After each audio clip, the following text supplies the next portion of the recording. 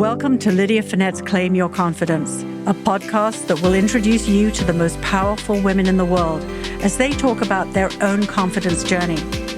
No matter what obstacles you face, Claim Your Confidence will inspire you, motivate you, and give you a roadmap to live the life you want.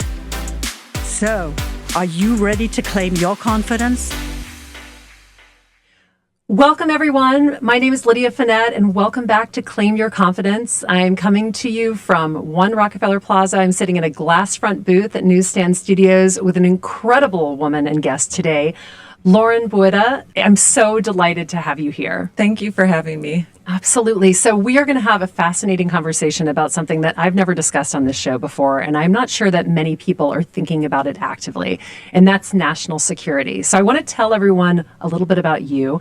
You are the founder and CEO of Girl Security. You've authored articles, reports, and book chapters on national security, foreign policy, and public policy. And in September of 2022, you were named one of the most influential people in security by Security Magazine, and in 2021, named one of 50 women making the world a better place by InStyle. That's quite a resume you have, Lauren. Oh, thank you. So I started this podcast because I live in New York City, and I feel like I'm constantly running into women who are at the top of their game, which I think is such an amazing opportunity for me to meet and learn more about industries. And I really wanted people to understand what it took to get to the top of an industry, especially people who don't have that kind of access. But selfishly, I also really started this podcast because I don't know a lot about a lot of things, and I want to learn more. And so when I heard about you and what you're doing in the national security space, especially in terms of the nonprofit that you've started, I was fascinated. And I have to ask you, where did this journey begin for you? Where did you grow up? We're going to get into national security, but I have to understand who Lauren is and what this evolution was like. She's pretty boring. I do not agree with that. I've been in this podcast booth for half an hour. I have plenty of stories to tell. Well, I grew up in Worth, Illinois, which is a small suburb on the south side of Chicago, and then later on in Tinley Park. And I think I probably knew at a young age that I was interested in the human experience, I guess is how I would diagnose it. I was always interested in understanding other people's struggles. And so that really carried forward into even high school, into college, where I wanted to understand war and conflict and the impact that that had on communities, both within the United States, but also globally. So I think my sort of interest was seeded very early in my childhood and then carried forward through my studies and then eventually into my career path as well. But when you say seeded early, was that from watching the news, reading newspapers? I mean, you were growing up in a suburb of Illinois, so that wasn't something I'm sure that's on everyone's radar. It wasn't. Honestly, my life is lived through film, and so I think my favorite movies when I was young and probably not age appropriate that I was allowed to watch were war movies. So, you know, Full Metal Jacket and Good Morning Vietnam, and a lot of film that my mom would take me. She would take me to the movies with her because I was 4 of 5, so I was sort of hanging around at the house. And we would go see these movies, and I think I was just fascinated by the power that the government yields and sort of how war can completely disrupt people's lives, and that was fascinating to me. So you're one of 5 children. You're the 4th of 5 children. I have 4 children in my family that I grew up with, and it's boy, girl, which I think has really informed a lot of my life and the viewpoints that I have on life because I was sandwiched by brothers and have a very strong younger sister. I wonder, what was that makeup like for you, and what was it like growing up with 5 children in a family? Yeah, it's so funny. I have such deep love for my brothers and sisters. So I was 4 of 5. The oldest above me is my brother, Brett. Growing up with 4 or 5 kids, I took a lot of hits. There was a lot of punching. My sister's nodding as she listens to this. Yes. There is no ego. Yes. I have been criticized my entire life. Mm-hmm. But I think both sort of growing up with so many siblings, but also growing up in sort of a blue-collar family, offered a lot of values and experiences that I really feel have helped me sort of succeed in my professional pathway now. So I value having been one of 5 kids for sure. Yeah. My youngest brother was a pleasant surprise, so I hope he doesn't get upset about it. But I think my younger sister knows that because we definitely use that as leverage over her for most of her life. So again, if she's listening, I'm sure she feels the same way. Yeah. But it's good to know that you were wanted, even if at one point you were a little bit of a surprise. Yes.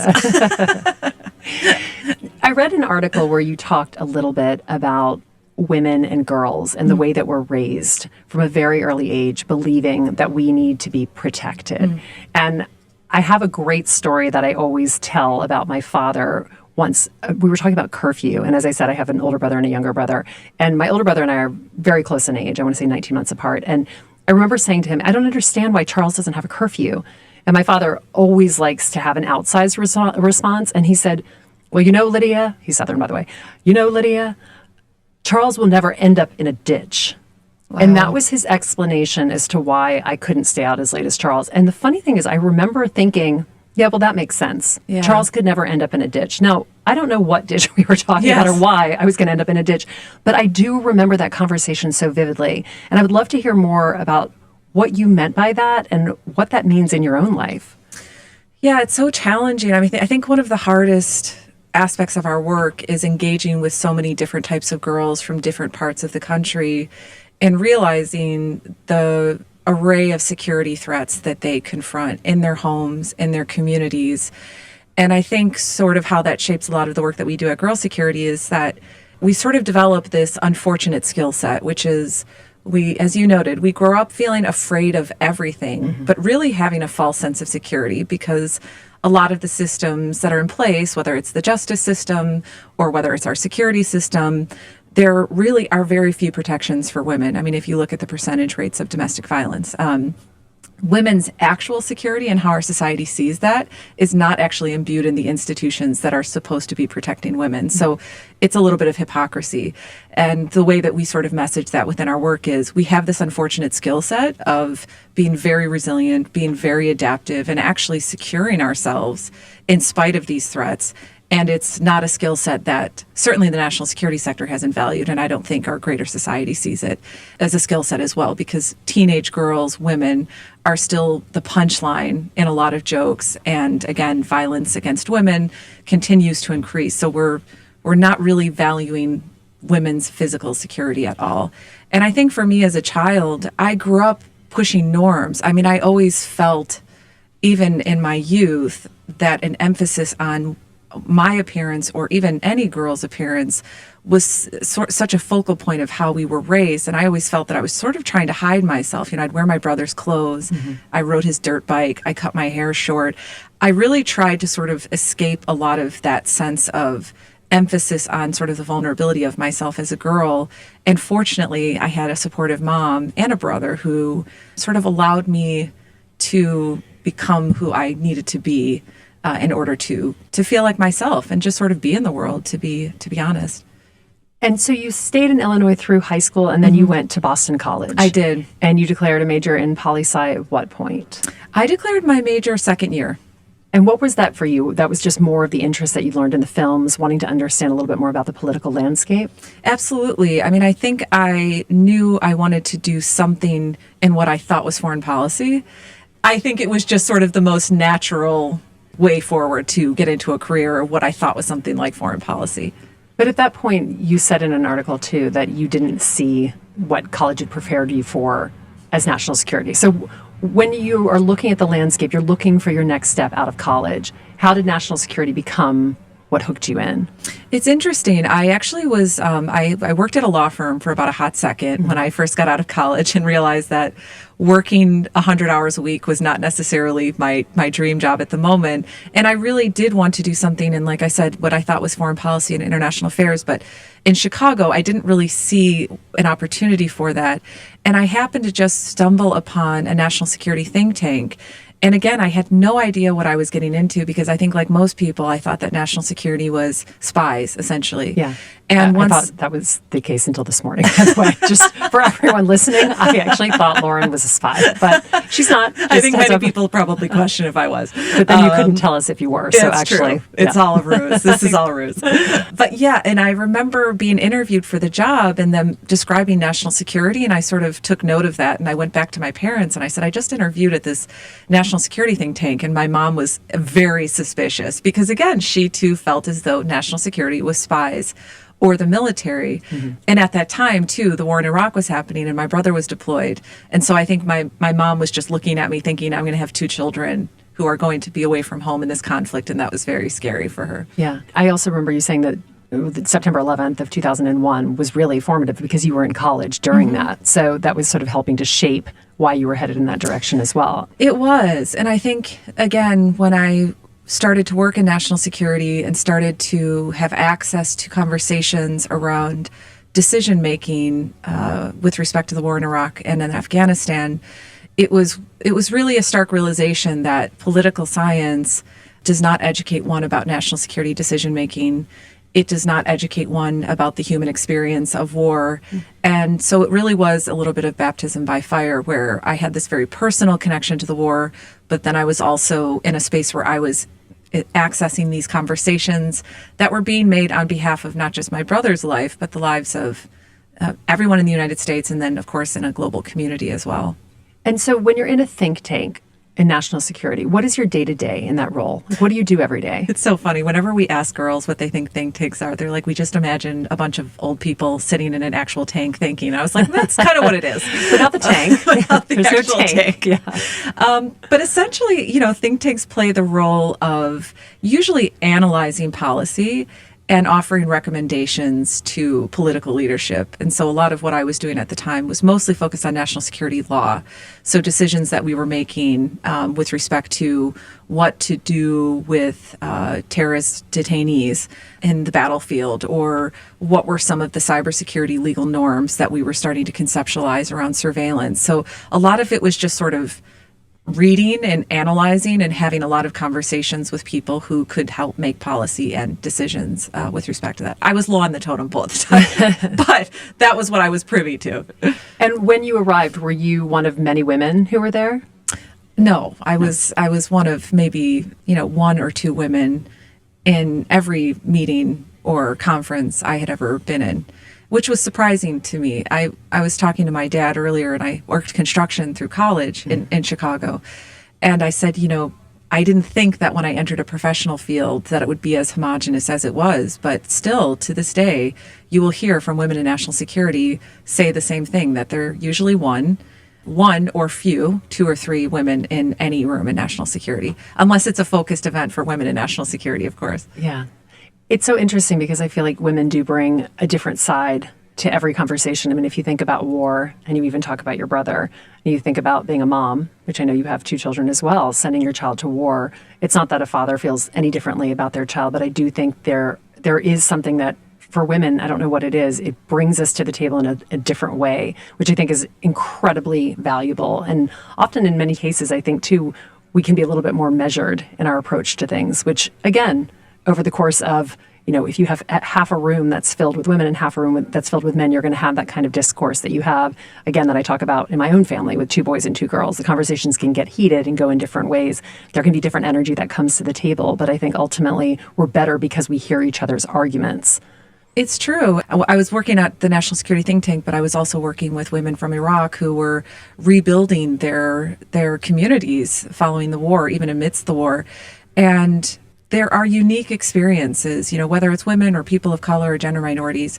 Every individual experience matters when the decisions affect the lives of everyone. And I think that's what, when we talk about national security, it's the most powerful political realm in the world. Our defense budget is, a third of the federal budget. And women and everyone else who's ever been excluded or not feel that they could access the field should have the ability to talk about these decisions, and should have the ability for their ideas and experiences to be valued as part of these really big decisions that we make. And I go back to war because certainly, the war in Ukraine is happening. We had the withdrawal from Afghanistan, and then the wars in Iraq and Afghanistan were most recent. So it's still quite near, I think, in people's memory, as opposed to Vietnam or, even the Cold War. Absolutely. And I mean, if you look back to Afghanistan and what happened there, I mean, really, the victims are the women, period. They're the ones whose schools being cut off, all of the things that they were allowed to do, which weren't even what we're allowed to do, are still every single day. It seems like more liberties are being taken away. And it's scary to watch that as a woman in another country, because you feel so privileged that is not here, but we still have work to do. And then you look at something like that and realize how quickly it can all be taken away. And I think you're right. That's national security, and that's why we do need to care. That's why women should be at the table. Yeah, absolutely. It's very true. And, that forgetting of the human experience and the aftermath of one of these really big decisions is something certainly that I saw when my brother came back from Iraq. And again, the public's focus just shifts very suddenly. As you noted with Afghanistan, we've already moved on to something else. Yeah. And we do a program here with about 50 Afghan girls. Their lives are disrupted forever. Yeah. And so we can't forget about the aftermath of these decisions. And I think, again, bringing more diverse voices to the table, especially girls and women, is the way that we certainly shape better decisions, but also think differently about the outcomes and the implications of those outcomes for not just the girls and women, but for everybody as well. Yeah. And you left the think tank by your own accord. Do you want to talk about that experience? Yeah, I was about 7 years into my job, and my employer had sexually assaulted me. Both of my sisters are mental health professionals, which it's always good to have people on retainer when you're, having trauma. I'm sure. And my sister said, your trauma doesn't need to be your focal point, but it can be your turning point. And I think for me, it was. And it was really important to hear that, because even though I was sexually assaulted in my profession, I had had 100 different experiences in the national security field that led to that moment. So the idea that when it did happen, it felt normal or expected was something that was quite disruptive for me at such a young age.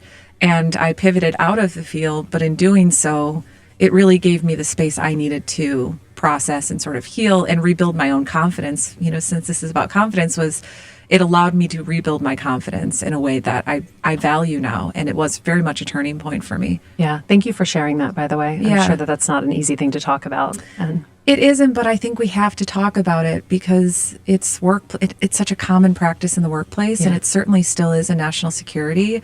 And I think if I'm not talking about it or someone else isn't talking about it, who will? And we already have young women in our program who are reporting similar experiences. And so I think we almost need to strip back the idea that it's normal it's not normal to talk about it. Right. So I feel like I have to talk about it. Yeah, absolutely. Because honestly, if you have been through it, who better to share and who better to make other people feel comfortable about coming forward than somebody who has been through it and is open about it as well. It is true. And I think a lot of our mission and messaging around, again, how little we value women's physical security and girls' physical security, it allows me the space to bring in my personal experience with it and sort of speak certainly my truth about my experience, but I think it resonates with just statistically most women who have had similar experiences as well.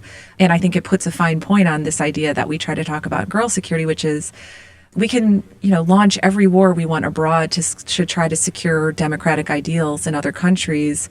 But when girls and women in this country statistically may be sexually assaulted or raped 1 out of 5 or 3 out of 5, are we actually advancing democratic ideals? There's just so much in there that I think we need to have a real conversation about right now. So you left the think tank, but you didn't go straight into girl security. So I didn't. Talk to me about the next step for you. Yeah, I was very fortunate. I literally bumped into someone I'd met through my former job who became a mentor of mine. He passed away in April of 2020. And I think he literally saw me on the street after I had left my position. And I think he probably saw the look on my face. And he just said, "What's up?" And I just said, I just left my job and I'm in law school. I'm paying for my school. I need a job. I need to work. And so he said, "I'm looking for someone to manage 2 lawsuits against the city of Chicago for me. And I need someone who understands data and policy." And those were 2 things that I'd really sort of immersed myself in my former position. So then and there, I realized I need to pay for school, so I'm going to start a consulting company. There you which go. is mostly what people do. And I ended up spending a decade working on 2 lawsuits against the city of Chicago for misuse of federal fair housing dollars and racial segregation. And it was the most impactful work I'd ever done, and I'm very appreciative for it. And probably so many lessons learned. So many lessons learned. Lessons learned about what it means to be a good mentor and a good leader, and what it means to give people space to grow and to do what they do well. And certainly a lot of lessons learned around systemic discrimination and how invisible sometimes the most harmful forms of discrimination are. And again, the need to really focus people's attention on uprooting the causes of that discrimination in our society, whether it's race or gender or whatever else it may be. A lot of people will sit back and see things that are wrong and comment on them. Oh, that is a problem. That's really a shame. What did it take for you to finally put a stake in the ground and start Girl Security?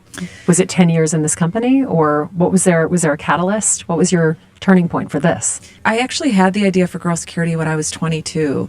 I wrote down a kind of concept note for it, and I emailed my brother. And I'm going to say this on this podcast that he wrote back and said, no one would ever support an organization for girls in this space. So said like a real brother. Exactly. I have a screenshot of it that I'm going to keep. I send it over to him every now and then. But half of being a sibling is just proving your siblings wrong. 100%. It's really 100%. That is literally half of it. It's all of it. It's actually most of it. Yeah. But I had the idea early on, and then when I had my experience, I really just sort of put it away. And then 2016 happened, and there was a more national conversation around cybersecurity and disinformation. Fake news was just everywhere. Yeah. And I had a child. I had 2 children, and I looked at my kids, and I just thought, I need to transform my experience into something that I know not just they need, but all youth need, which is really a space to learn about these really important matters in a thoughtful and caring way. And so I really seized the opportunity with the notion that fake news and disinformation and cyber, which are national security threats, were positioned to start going out to communities and engaging with girls about what they thought national security meant. And once I started to really understand how deep the learning gap was, and also started to see that girls were approaching me after programming and say, I want to go into this field, that was sort of the catalyzing series of events that led to it. So talk to me brass tacks. What does girl security do on a daily basis? How are you getting into the places? How are you finding these girls and young women? Yeah, absolutely.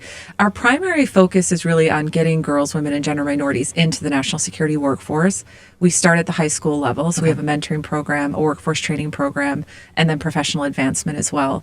Part of it is intentional by design. We focus on communities that are considered low opportunity, sort of by IRS standards. They're underinvested. They're often in low-income areas, and oftentimes as well, the communities are targeted by violence, different types of violence. Of course, we're bringing that violence against girls and women narrative into the work as well. And is this a partner? Are you looking for nonprofits to partner with, or how does that work? Sometimes we do. Usually we're going into schools and community-based organizations or, different types of member-based associations. But we've also partnered with the Girl Scouts of New York and Greater Chicago.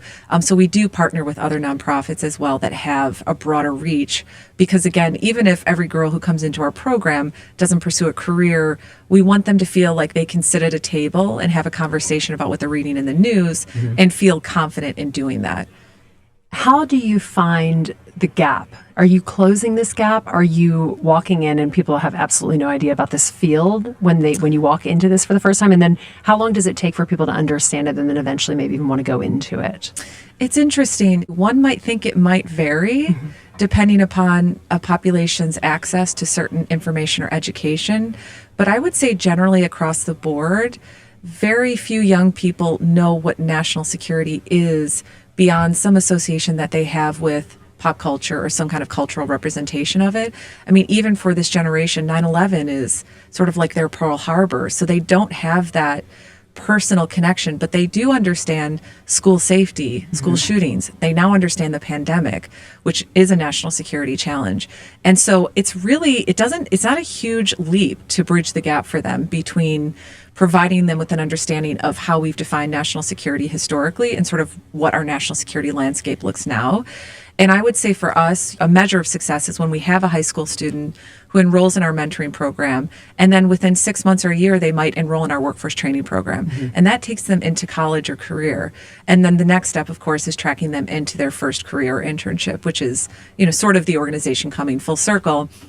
And then a next step with them becoming a mentor. So mentoring someone who's coming up behind them and sort of creating that culture of mentorship as well. That's fantastic. I love that you're not only helping people move through, but then continuing to give back even as you continue moving forward in your own career. You have to. Yeah. I don't know about you, but I know a common narrative for us is, even the senior women in our space who serve as mentors, they too were one of few women. And they will admit that maybe I wasn't a great advocate for other women in my organization, or because there were so few of us, we felt that we had to sort of be pitted against each other and sort of vie for that power position. And so we're even doing work with senior women leaders to sort of help them reframe, how do I actually become a sponsor and advocate for young women? And especially with this generation who will have a very different experience with just professionalism and skill sets and those sorts of things. Yeah, it is so refreshing when you hear the conversations that take place openly. I think about just even sitting in a coffee shop and you'll hear two young women talking about something that happened at work and saying it with total, disgust about something that was said about someone. And they have no problem talking up and speaking up, which is such an incredible thing and something I certainly didn't feel comfortable doing in my early 20s and frankly wasn't even aware of. I remember a woman who worked on my team, we were in a meeting once and this man said something very inappropriate to me. I was pregnant. I was wearing a dress. He didn't know that I was pregnant. I was 8 weeks pregnant with my second child and I'd just come back from having my first child. And he said something like, "You've really snapped your body back quickly." Oh. And I kind of laughed and I said, "Oh, thanks." I didn't think anything of it. I was probably at this point in my mid-30s. And we walked out and she was probably 8 years younger than me. And she said, "I can't believe that you laughed when he said that." And it had not even registered with me. I had no idea what she was talking about. I was like, "What are you talking about?" She said, "When he made that comment about your body." And I was sort of like, "No, I don't get it." She's like, "He shouldn't be talking about your body." And it was such a wake-up call because not only was it something that should not have been said to me, but what example was I setting for the people below me when I just took it and it didn't say anything like that's inappropriate or I didn't think that that was right. I'm sorry that he said that and I need to talk to him about it. You shouldn't have heard that. But it's a learning curve, especially for us, a lot of us who went through 2 decades of work in a completely different style until really the past sort of 5 or 6 years where I feel like these conversations are openly talked about constantly. It's so true. And it's normalized. Yeah. And I think it's really challenging to break or shift norms, especially in a professional setting where, as I said, when I worked construction, no one ever made a comment. In fact, I think people were really looking out for me because I was this crazy 18-year-old person who thought I could lift, 200-pound dollies.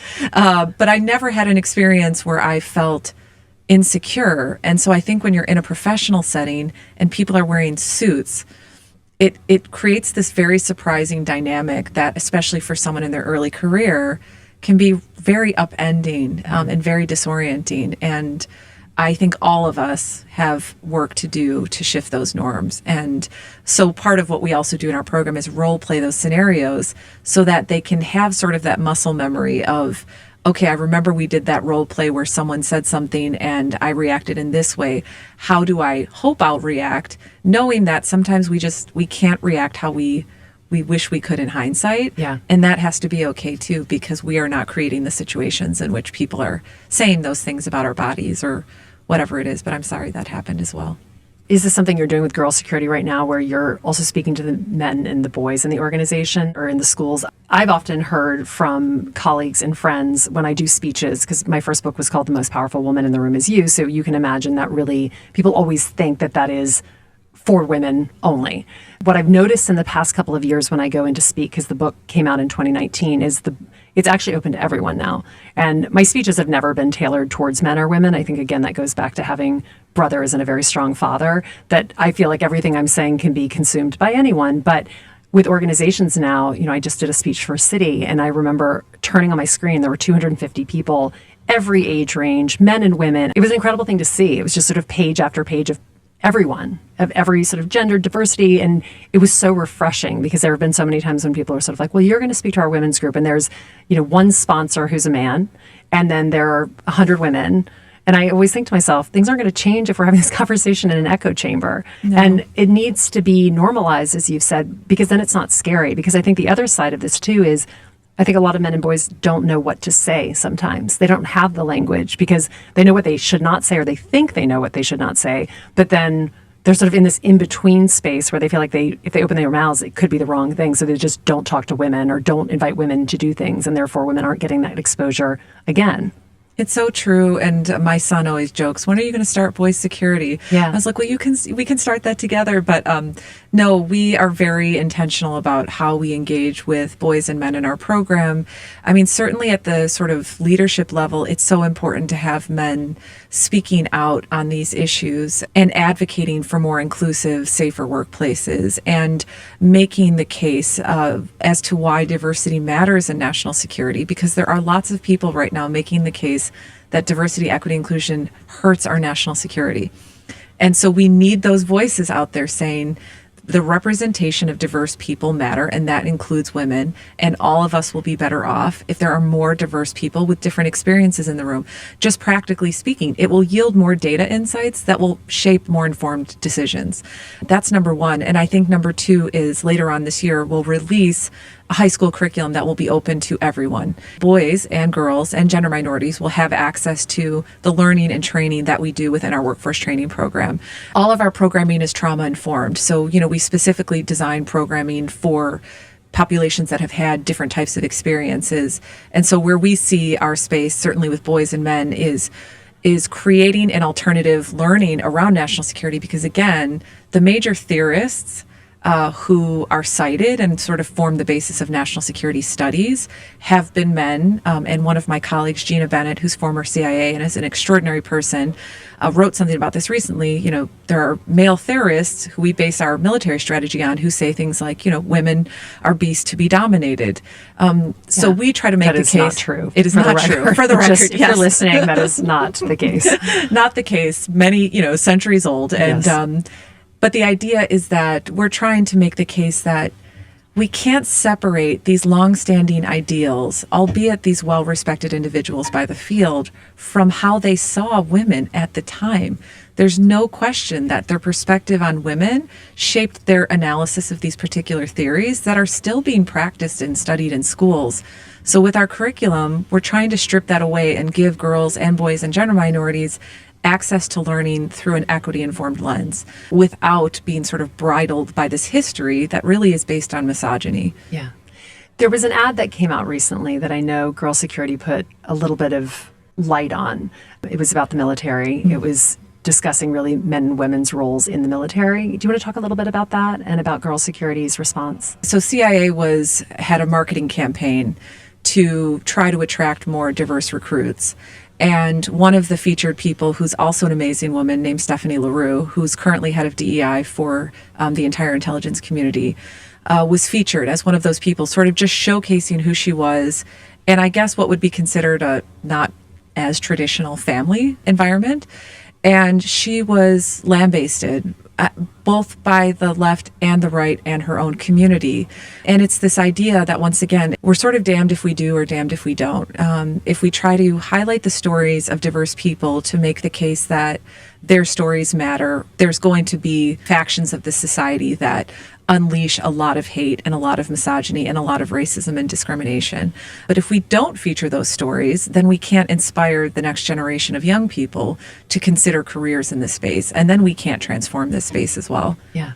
So what happens with Girl Security? Where do you head from here? Obviously, there's a ton of work to be done.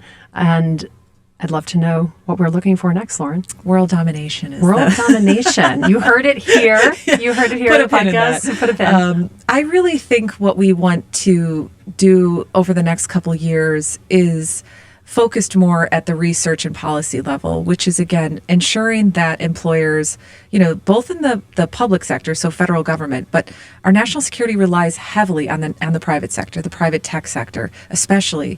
We want to elevate a conversation with leadership across sectors to work with them to highlight the priority of DEI and security, and to commit to workplaces that are safer for everyone, so that we are not bringing girls and women and gender minorities into the workforce and setting them up in a space where they don't have an opportunity to be advanced, or that they have an experience where they're forced to leave the field, which happens as well still. So I think we're kind of on the next phase of our model, which is continuing to sort of flood the workforce with a highly diverse and skilled workforce, but also working with people to shift norms and outcomes ultimately. And I think in the long term, we fundamentally believe if you have a more diverse population of people making the most consequential decisions for the United States and the world, we are going to have better outcomes. What those outcomes look like, we don't know, but we know that they will be better outcomes for everybody. And the outcome ultimately will be world domination, It as will we've be. discussed. And I have no doubt if there's anyone who's going to do it, it is Lauren. Lauren, thank you so much for joining me today. Thank you for having me. Where can we find you? On social, on LinkedIn? Are you writing? Let us know everything about you. Thank you so much. You can find Girl Security at girlsecurity.org and at Girl Security on Instagram and Twitter and LinkedIn as well. And you can find me on LinkedIn, so please follow along. Absolutely. I know we'll be following along and cheering you on from the sidelines as you continue this incredible path towards, as we've talked about, world domination. Thank you so much. To all of my listeners, thank you so much for tuning in. Again, this is Claim Your Confidence. I'm Lydia Fenet. A special thanks to Joe, our incredible producer. Round of applause for Joe. And to all of our guests who are stopping by the glass front window as we do this podcast in Rockefeller Center. I look forward to seeing you all next week. And I want to leave you with this one thought. Lauren talks about a turning point in her life. Are you looking for that turning point? Are you creating that turning point? Send us a DM on Instagram, on LinkedIn, and let us know what that turning point looks for you, and let us know if there's anything we can do to help you get there. I'm Lydia Fenet. This is Claim Your Confidence. I can't wait to be with you again next week. Have a good one.